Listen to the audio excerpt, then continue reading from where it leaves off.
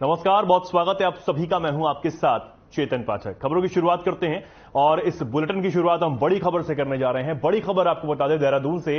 यहां भारी बारिश का कहर लगातार जारी है। सरकार ने आपदा राहत नंबर भी यहां जारी किया है। हिमाचल में फंसे यूके के लोग भी उस पर संपर्क कर सकते हैं। सड़क मार्ग बारिश की स्थिति की जानकारी ले सकते हैं। सीएम पुष्कर सिंह धामी लोगों से लगातार अपील कर रहे हैं, जरूरत के समय ही घरों से बाहर निकलें। भारी बारिश के चलते कई जिलों में नुकसान हुआ है। सीमावर्ती हिमाचल प्रदेश में भी बारिश से तबाही हुई है। हिमाचल में उत्तराखंड के कई लोग फंसे हुए हैं।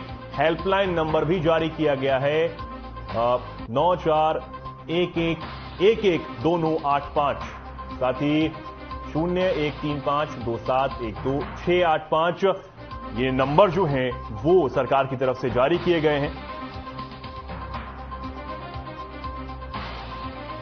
बड़ी खबर आपको बता रहे हैं, लगातार भारी बारिश का कहर जारी है और सरकार लगातार अपील कर रही है लोगों से कि जरूरत के समय ही घरों से बाहर निकलें।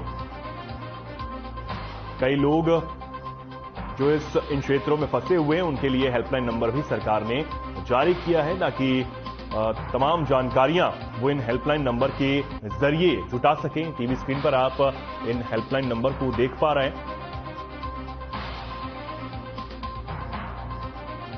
बड़ी खबर आपको बता रहे हैं, भारी बारिश का कहर लगातार जारी है। सरकार ने आपदा राहत नंबर जो है वो जारी किए हैं। हेल्पलाइन नंबर सरकार की तरफ से जारी किए गए।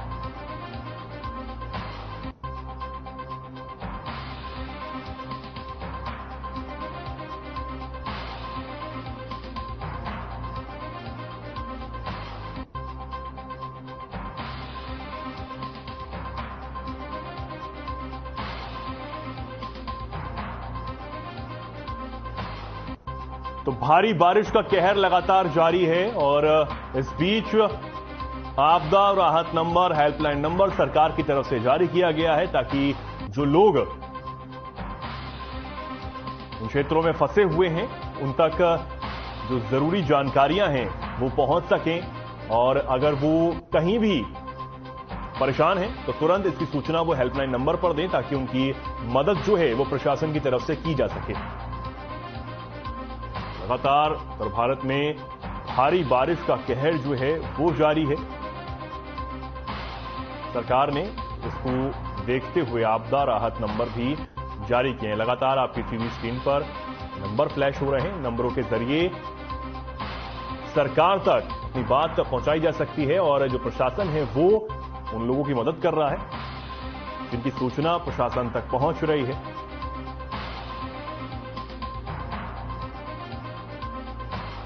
इस वक्त पूरा उत्तर भारत जो है कई क्षेत्रों में भारी बारिश का जो कहर है वो लगातार जारी है।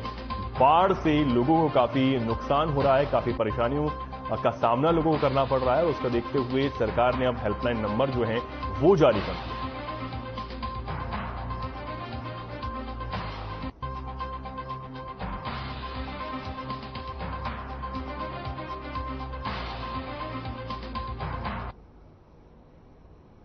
आगे बढ़ते हैं। उत्तराखंड में बारिश का अलर्ट हमेशा से चुनौती भरा रहता है। बारिश की वजह से कई मार्ग जहां बाधित हो गए हैं, तो वहीं कई जगहों पर जलभराव की समस्या भी देखने को मिल रही है। सड़कें खोलने और जलभराव की स्थिति से निपटने के लिए संबंधित विभागों और अधिकारियों को सीएम धामी ने अलर्ट कर दिया है, ताकि आम जनता की समस्याएं कम हो। वहीं सीएम का कहना है कि प्रदेश में जहां एक तरफ चारधाम यात्रा चल रही है, तो वहीं दूसरी तरफ कांवड़ यात्रा भी चल रही है। इसलिए वे यात्रियों से अपील करते हैं कि जब तक मौसम ठीक ना हो तब तक अपनी यात्रा रोक दें और मौसम के अपडेट के बाद ही यात्रा को आगे बढ़ाएं, क्योंकि कई जगहों पर सड़क बाधित होने की वजह से यात्रियों को भी काफी दिक्कतों का सामना करना पड़ रहा है।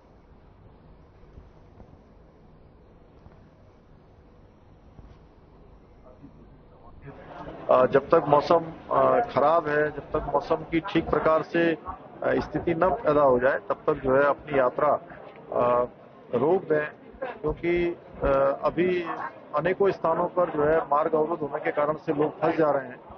लेकिन उसके बावजूद भी चूंकि चारधाम यात्रा में आने वाले लोग हैं या कांवड़ यात्रा में आने वाले हैं, सभी से हमने कहा है, बाकी प्रशासन और सरकार और हमारी सभी जनप्रतिनिधिगण भी, अपने अपने क्षेत्रों में जाकर लोगों के बीच में काम करेंगे। हमारे सभी अधिकारीगण और जो भी यथासंभव सहायता हो सकती है वो करेंगे, और संबंधित विभाग जो भी आज आपदा के समय में या अन्य समय में एक दूसरे के साथ इस समय में परस्पर सहयोग और समन्वय के साथ काम करेंगे, जिससे कि लोगों को समय पर जो है सहायता प्रदान हो सके। मुख्यमंत्री पुष्कर सिंह धामी ने जोनल काउंसिल की होने वाली बैठक को लेकर बड़ा बयान देते हुए कहा कि उत्तराखंड में जिस प्रकार से मानसून अपना कहर बरपा रहा है, उसको देखते हुए जोनल काउंसिल की इस बैठक को स्थगित किया गया। केंद्रीय गृह मंत्री अमित शाह की तरफ से भी इस बैठक को स्थगित करने के निर्देश दिए गए हैं। आपको बता दें कि आगामी 15 जुलाई को यह बैठक नरेंद्र नगर में होनी थी, जिसमें केंद्रीय गृह मंत्री अमित शाह को आना था और कई राज्यों के मुख्यमंत्री भी इस बैठक में शामिल होने वाले थे। देखिए, इस समय में तो चूंकि ऐसे मौसम में अभी जोनल काउंसिल की जो हमारी यहाँ बैठक होने वाली थी माननीय गृह मंत्री जी के अमित शाह जी की अध्यक्षता में, उसको उन्होंने मौसम को देखते हुए अभी उसको मतलब कैंसिल कर दिया है, फिलहाल के लिए स्थगित कर दिया है। तो ऐसे में मैं समझता हूँ सभी लोगों को आपदा के काम में बढ़ चढ़कर भाग लेना चाहिए, लोगों की सहायता करनी।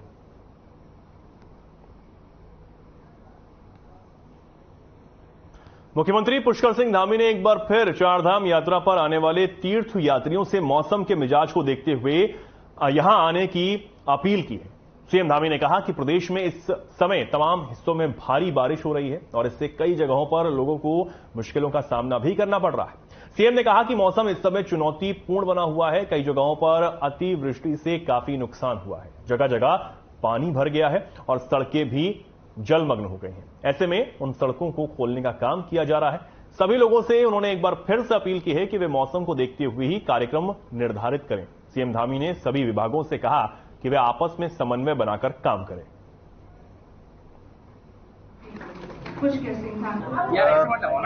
बारिश का अलर्ट जो है निश्चित रूप से एक हम लोगों के लिए चुनौती की है, और जिस प्रकार से बरसात हो रही है, अतिवृष्टि हो रही है, जल भराव हो गया है, कई जगह पर हमारा मार्ग पूरे बह गए हैं, भूस्खलन भी हो रहा है, मार्ग अवरुद्ध हो गए हैं। और उन सबके लिए सभी को जो संबंधित हमारे सभी विभाग हैं, उन सभी को अलर्ट मोड पर रखा गया है। प्रयास किया जा रहा है कि अधिकतर मार्ग खोले जाए। तीर्थ यात्री भी बहुत सारे आए हुए हैं। अब खबर देहरादून से है, जहां पिछले कई दिनों से लगभग सभी हिस्सों में लगातार बरसात हो रही है, जिसे लेकर मुख्यमंत्री पुष्कर सिंह धामी ने कहा कि मौसम की वजह से तमाम जगहों पर काफी नुकसान हुआ है। किसानों की फसलों को भी भारी नुकसान पहुंचा है। नुकसान का आकलन किया जा रहा है और प्रभावितों को जल्द ही मुआवजा दिया जाएगा। साथ ही उन्होंने कहा कि प्रधानमंत्री ने भी स्थिति के बारे में जानकारी ली है और हर संभव केंद्र की ओर से मदद का आश्वासन भी दिया है।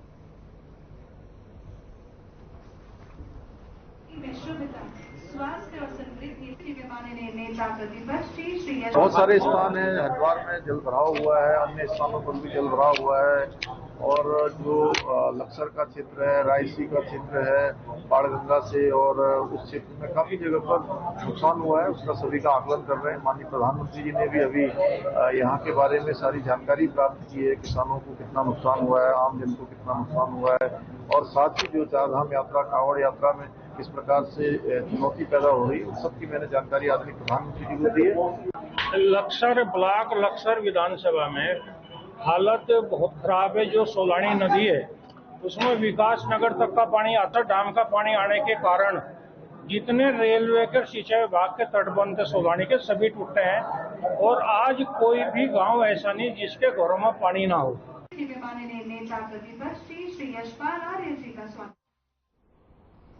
उत्तराखंड विधानसभा में बने नवनिर्मित पुस्तकालय एवं विधानसभा के नवीन वेबसाइट का उद्घाटन सूबे के राज्यपाल लेफ्टिनेंट जनरल गुरमीत सिंह, मुख्यमंत्री पुष्कर सिंह धामी और अध्यक्ष विधानसभा रितु खंडूड़ी ने किया। राज्यपाल गुरमीत सिंह ने कहा कि किताबें हमेशा ज्ञान का भंडार होती हैं। जो विधानसभा में नवनिर्मित पुस्तकालय बना है, यह आने वाले समय में विधायकों को और यहां के लोगों को ज्ञान बांटने का काम करेगा। इसी बीच विधानसभा अध्यक्ष रितु खंडूड़ी ने कहा कि उनका शुरू से ही सपना था और आज हर सपना पूरा भी हो चुका है। इस पुस्तकालय के माध्यम से नए विधायकों को संसदीय ज्ञान के बारे में जानकारी मिलेगी।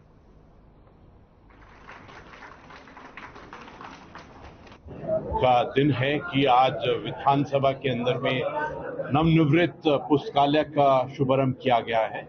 इस पुस्तकालय के अंदर में आज के दिन में 25,000 किताबें हैं और आज संकल्प लिया गया है कि इस पुस्तकालय को और भी आगे किया जाएगा। और इसके अलावा एक बहुत ही सुंदर वेबसाइट भी तैयार की गई है जिसको अपग्रेड किया गया है। मुझे ऐसा लगता है कि मां सरस्वती की आस्था और विधानसभा तो खुद ही लोकतंत्र का मंदिर है, उसके अंदर में मां सरस्वती का मंदिर बनाना, एक पुस्तकालय बनाना, ये आने वाले समय के ऊपर में रिसर्च और शोध और अध्ययन और पाठन के लिए बहुत ही मददगार रहेगा। देखिए, आज मुझे बहुत खुशी है। मैं लगभग जब से विधानसभा अध्यक्ष बनी हूँ, मेरे दिमाग में था कि मुझे एक अच्छी लाइब्रेरी यहाँ पर शुरू करनी है। आप सब जानते हैं किताबों का महत्व कितना अधिक है हम लोगों के जीवन में। नॉलेज देने के अलावा कहीं ना कहीं हम लोग का चरित्र का निर्माण भी इनके माध्यम से होता है। क्या देश में, दुनिया में क्या हो रहा है वो भी किताबों के माध्यम से होता है। बात सही है कि डिजिटल का जमाना है, लेकिन अपने बच्चों को अभी भी हमें किताबों की तरफ ले जाना चाहिए। बाजपुर रोड स्थित होटल मैनोर में आज Kumaon Garhwal chamber of commerce and industry KGCI ने होटल के सभागार में 34वां वार्षिक अधिवेशन मनाया। इस अवसर पर नवनियुक्त KGCCI के अध्यक्ष अशोक बंसल ने प्रेस वार्ता को संबोधित करते हुए कहा कि हमारे उत्तराखंड में इंफ्रास्ट्रक्चर का काफी अभाव है। हमारी प्राथमिकता यही रहेगी कि हम अपनी प्रदेश सरकार से इंफ्रास्ट्रक्चर जैसे रोड कनेक्टिविटी, रेलवे कनेक्टिविटी और एयर कनेक्टिविटी, इन सबको प्राथमिकता देनी होगी, क्योंकि बिना इन सबके हम मार्केट में व्यवसाय नहीं कर सकते।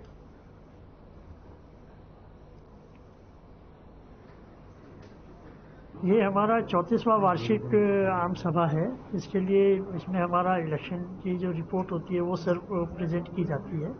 जो नई मैनेजमेंट कमेटी आई है, मैं उनको स्वागत करता हूँ और उनका बहुत उन्हें शुभकामनाएं देता हूँ अगले वर्ष के लिए। और उम्मीद करता हूँ कि जैसा हमारा चैम्बर 34 वर्षों से चलता आ रहा है, उस हिसाब से ये आगे कार्य करते रहेंगे और इंडस्ट्री की जो समस्याएँ हैं जिसको हमें आगे सरकार के सामने रखनी होती हैं, उसको हम प्रॉपर तरीके से रख पाएंगे।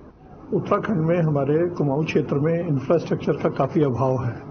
हमारी प्राथमिकता रहेगी कि हम अपने प्रदेश सरकार से यहाँ पे इंफ्रास्ट्रक्चर में जैसे रोड कनेक्टिविटी है, रेलवे कनेक्टिविटी है या एयर कनेक्टिविटी है, इन सबको हम स्ट्रेंथन करें।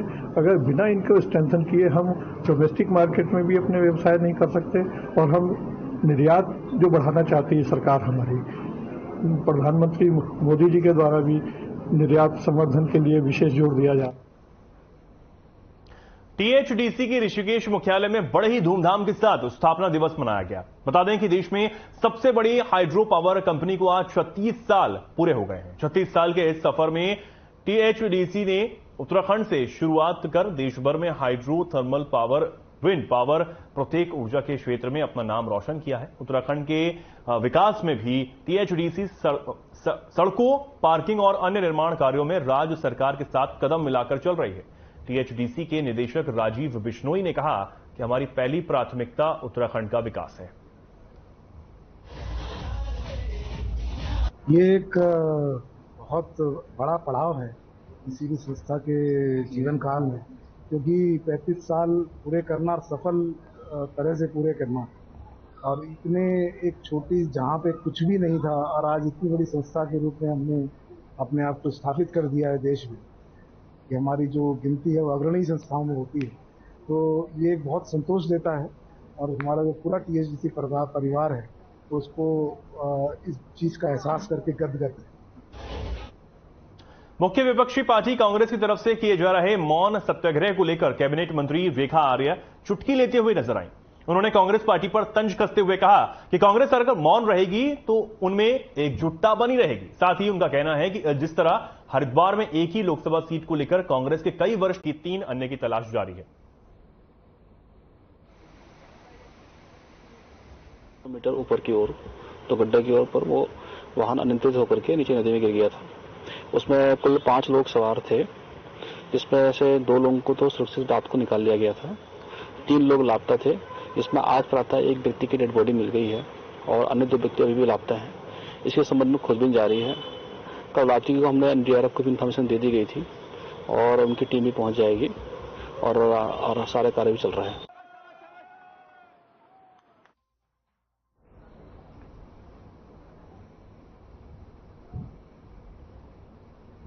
अब खबर जनपद उधम सिंह नगर के जसपुर कोतवाली क्षेत्र के वीरपुरी गांव से है, जहां एक महिला की संदिग्ध परिस्थितियों में मौत हो गई। सूचना पर पहुंची पुलिस ने शव को कब्जे में लेकर पंचनामा भर पोस्टमार्टम के लिए भेज दिया है। आपको बता दें कि जनपद बिजनौर के थाना रेहड़ के गांव अट्टारियो वाला गांव निवासी सरिता देवी की शादी जसपुर के वीरपुर गांव निवासी कोमल सिंह के साथ हुई थी।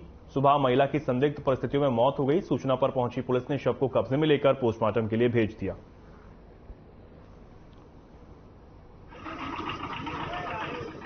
जी हमें लड़ाई ने जहर दे दिया गया है। इनके नंदोई ने और पति ने और परिवार के कुछ सदस्यों ने जहर दिया है इन्हें। पता है हमें कुछ सूचना नहीं दी गई। ये उन्हें है वीरपुरी। हम सब इंसाफ चाहते हैं, कानूनी कार्रवाई होनी चाहिए, इन्हें ऐसी सजा मिलनी चाहिए जो इन्होंने करा है। मैं एक रेहड़ के व्यक्ति मुरादाबाद से आए और उन्होंने 11 बजे करीब में सूचना दी कि उनकी बहन जिनकी शादी यहीं वीरपुरी जो पतरामपुर चौकी क्षेत्र में है वहां पे रहती हैं, उनकी शादी हुई है और वो गायब हैं। इस सूचना पर तत्काल जब पुलिस टीम मौके पे पहुंची, उनके घर पे पहुंची, तो उस बीच में उन्होंने ये जानकारी मिली कि पति पत्नी के बीच में किसी कहा सुनी को लेकर के पुलिस और एसओजी ने लाखों की स्मैक के साथ सप्लायर सहित 2 तस्करों को गिरफ्तार किया है। एसएसपी पंकज भट्ट ने बताया कि मुखानी पुलिस एवं एसओजी की ओर से मंगलवार रात मुखानी क्षेत्र से जांच अभियान चलाया जा रहा था। इसी दौरान धर्मकांटा मार्ग पर एक मकान के गेट के पास एक संदिग्ध व्यक्ति कुछ युवक के साथ खड़ा दिखा। पुलिस को देखकर युवक वहां से भागने की कोशिश करने लगा। पुलिस टीम ने संदिग्ध व्यक्ति का पीछा कर कुछ ही दूरी पर उसे दबोच लिया। व्यक्ति के पास से 110 ग्राम स्मैक बरामद हुई है।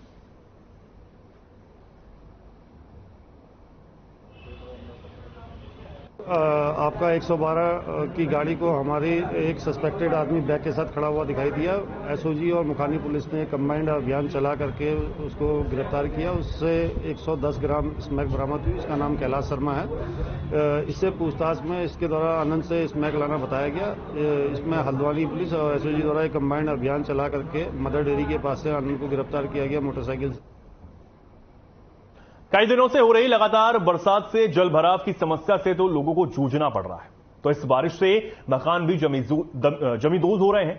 कलियर नगर पंचायत क्षेत्र के वार्ड नंबर 8 में एक विधवा का मकान ढहने का मामला सामने आया है, जहां सुबह लगभग 5 बजे के करीब फिमो नामक एक विधवा महिला का मकान ढह गया। गनीमत रही कि कोई जानी नुकसान यहां नहीं हुआ है। मकान गिरने की सूचना जब चेयरमैन प्रतिनिधि शफकत अली और स्थानीय सभासद मोहम्मद दानिश को मिली तो दोनों मौके पर पहुंचे और दोनों ने इस घटनाक्रम की सूचना तहसीलदार को दी।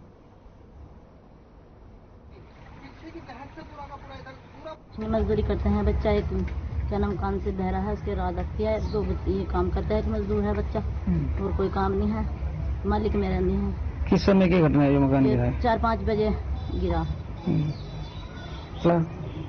इन्हें बुलाया, हाँ ये भी आए थे और नगर पंचायत से आए थे चेयरमैन साहब, तहसीलदार साहब आए थे और हमारे पटवारी जो हल्के के हैं, और सूचना दे दी गई जिस तरह की भी मदद होगी वहां से इंशाल्लाह उनको मिलेंगे। वो दरअसल क्या है कि हमारी नगर पंचायत द्वारा उनका अगर घर हुआ तो मिलेगा, और दरअसल उनकी जो दीवार गिरी थी और बाकी अगर उस तरह से कोई स्थिति हो तो उसमें हमारे द्वारा मदद। ये हमारे यहाँ की एक महिला है फिमो। इनके पति का तो काफी पहले स्वर्गवास हो गया था। अब ये खुली बेचारी दूसरों के यहाँ काम करके, और एक इनके बच्चा है, ये दोनों ही मेहनत मजदूरी करके अपना और अपने परिवार का जीवन यापन कर रहे थे। क्यों तो ये मकान काफी दिनों से रहा था, जिसके संबंध में हमने इनका फॉर्म भी प्रधानमंत्री आवास योजना में भरवा दिया था। और क्योंकि रात बारिश बहुत तेज थी, आज तक मैंने ऐसी बारिश नहीं देखी। ये पूरा मकान मेरे पीछे आप देख रहे हैं, पूरा का पूरा मकान ढह गया। सावन की शिवरात्रि के नजदीक आने की वजह से नीलकंठ में जलाभिषेक करने वाले कांवड़ियों की संख्या लाखों में अचानक से बढ़ गई है, जिससे शहर की सड़कें जाम हो गई हैं। लोकल सवारियों को भी कांवड़ियों की वजह से परेशानियों का सामना करना पड़ रहा है। स्थिति ऐसी है कि मुनि की रेती के कैलाश गेट से बाजार की ओर आने वाले वाहनों और टेम्पो के पहिए करीब 3 घंटे से एक ही जगह पर जमे हुए हैं। पुलिस जाम को खुलवाने का भरसक प्रयास कर रही है, लेकिन भीड़ के आगे जाम को खुलवाना संभव नहीं हो पा रहा। कुछ ऐसे ही स्थिति चंद्रभागा पुलिस पुल पर भी नजर आ रही है।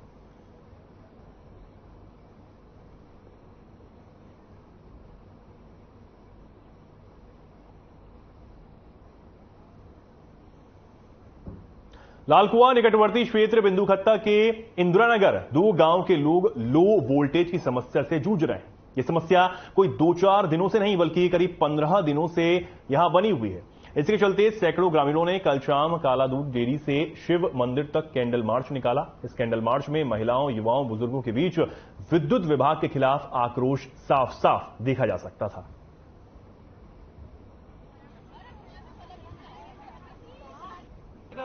आज हमने विद्युत विभाग के लिए निकाला है। हमारा ये LC2 ट्रांसफार्मर है जो पिछले 8-10 सालों से सही से काम नहीं कर रहा है। यहाँ पर मकान बहुत बढ़ गए हैं और उसकी क्षमता बहुत कम है, जिसकी वजह से हमारे वहाँ बिल्कुल भी वोल्टेज नहीं है। पिछले 5 दिनों से लगातार हमारे घरों में बल्ब जलाने जितना भी वोल्टेज नहीं है, ना पंखे चल रहे हैं। सबके कई समय से लो वोल्टेज और अघोषित बिजली कटौती लगातार चल रही है, लेकिन यहाँ पर कुछ समय पहले ये सुनाई दिया कि यहाँ पर इसके निवारण के लिए एक बड़ा ट्रांसफार्मर लगाया जाएगा जो विधायक जी द्वारा प्रस्तावित है, लेकिन अभी तक उसका कहीं पता नहीं है। और आज क्षेत्र की जनता इतनी परेशान हो गई है कि ये घरों से निकल के रोड पे आ गए हैं और आज कैंडल लेके हमारा लाइट है, बच्चे पढ़ नहीं पा रहे हैं, रात को सो नहीं पा रहे हैं, क्या करें। छोटे छोटे बच्चे हैं, गोद में लेके बैठे हैं, क्या करें। बिजली ट्रांसफार्मर मांगेंगे, ट्रांसफार्मर दोगे तो लाइट होगी, बच्चों के लिए सुविधा होगी, कुछ नहीं है। विद्युत विभाग को इस बारे में अवगत कराया, उनसे भी मिले भी व्यक्तिगत तौर पे, लेकिन उन्होंने केवल कोई आश्वासन देते रहे। विधायक जी ने भी अपनी तरफ से प्रयास किया, तो उन्होंने यहाँ पर एक ट्रांसफार्मर लगाने की बात उन्होंने हमारे समक्ष रखी, लेकिन मेरा अपना व्यक्तिगत मानना है कि तो फिलहाल के लिए उत्तराखंड की जनता